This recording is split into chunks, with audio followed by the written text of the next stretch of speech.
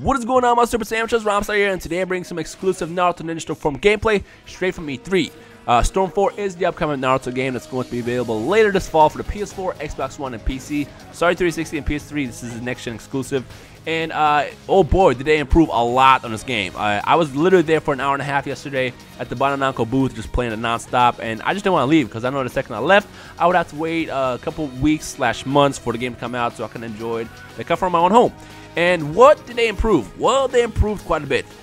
With this being the final Storm game in the series, they had to pretty much kind of go all out, and I feel like that's exactly what they did with the Storm game. Now, from all the Storm games I played in the past, I feel like Storm 4 to me feels the best. It still plays pretty much like every single Storm game in the past, you know, same controls, that kind of setup, but it does feel a little bit more fluid. I will say that. I was able to connect attacks a lot more clearer than the previous games, but then again, I don't know if that's really because I was just playing the way I was playing, or if they actually improved on fluidity overall, which I feel like they might have, but you be the judge of that by watching the gameplay that I have in front of you. What I really like is they made it more of a fighter this time, whereas, you know, previously it was kind of a one and done thing where you just pick a character, you guys fight, and then go back to the character select screen.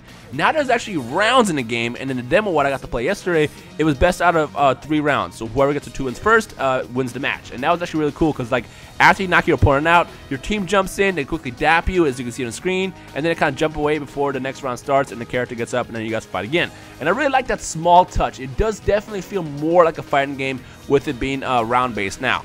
Now, speaking of team jumping in, there's team switching, and team switching to me is absolutely incredible. Now, in the previous Naruto games, when you choose support, you can basically just call them in at any point, as long as there's energy to pull them in, and they'll do a quick attack, and that allows you to kind of protect yourself and then also link combos together with support characters. Well, now if you tap the left and right, I guess not the left and right, but if you tap the right analog stick and do left and right on it, you can actually switch seamlessly between your support characters, meaning instead of playing as one, you now got to play as 3 characters as a tag team style system, and it's freaking awesome. And on top of that, the most awesome thing about the team switching thing is, other than the fact that it's awesome itself, is the fact that if you're in the awakening mode, as you can see on the screen, your entire team goes in awakening. Meaning, if I had Sasuke, Obito, which you can see, basically I had Sasuke, Obito, and Naruto on the team. But the second I went into my true awakening mode, everybody on my team went into true awakening, and then I was able to switch between Susanoo with Sasuke, and then switch to Kurama mode with Naruto in the middle of battle, and that was just awesome. The fact that I could just do that, just. Oh my god, I was so excited seeing that. Like, that was so freaking awesome, and that's just a really nice touch to the battle system in the game. Speaking of the battle system, they definitely finally get rid of the whole stupid type thing that we saw in Revolution, and now instead of being have to limit it to choosing between the drive type, the ultimate jutsu type, or the awakening type, you have everything in front of you, just like in Storm 3, which is pretty exciting.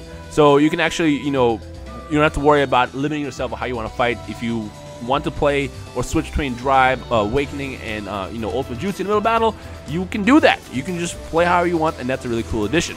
One thing I want to point out is I tried to do counters, which I know counters was a big thing with Revolution. I tried to do counters and I could not pull them off, and I don't know if I just didn't do it right, if I didn't time it right, but I couldn't pull off a counter, so I don't know if counters were removed or what. I saw Sheikah's post a picture yesterday what seemed to be a counter with Madara, but again, I'm not really sure if that was a counter or something else or what. But when I tried to do counters, you know, by pressing R1 square, it just didn't happen. So I don't know if they completely removed counters, which I heard they did, but I don't know if they actually did, or if they changed the counter system completely where it's not as broken as it was in Revolution. So for that, we're gonna have to wait until we get more, I guess, gameplays, better breakdowns, and then, you know, we have a better understanding of what's going on with the counter system, because I know that was a huge problem in Revolution, but from what I saw with you know, yesterday, I feel like they took counters out, just unless I just didn't do it right. I mean, it's 2 buttons, I couldn't have gotten it wrong.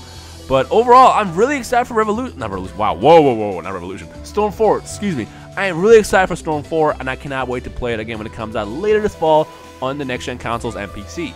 Now, I will point out one thing I did kind of notice, or I don't know if I'm just like, you know, if I'm tripping or what, but when the first time I played it back in January, the fight between Hashirama and Madara, it seemed a lot better in terms of visuals. So I don't know if visuals were downgraded or what, but there's definitely less particles in the air, and And I couldn't really tell with the demo yesterday, but it did seem like they kind of downgraded in terms of visuals. But overall, it still looked amazing. And something else that I really like, speaking of visuals, is the fact that you can see battle damage develop on your characters, or their characters, whoever you're fighting, throughout the fight. And as you can see in the video itself, right in front of you, you see the actual battle damage build up. So it's just a bunch of small things that they added that makes, you know, Storm 4 overall a really awesome game to look forward to. So I'm actually really hyped for it, and you can definitely expect me to play the hell out of it when it comes out, especially the campaign mode. I mean, Storm games for me have been always so awesome because of campaign mode, and I cannot wait to finish and finally close the Naruto chapter with Storm 4 when it comes to later this fall. So yeah.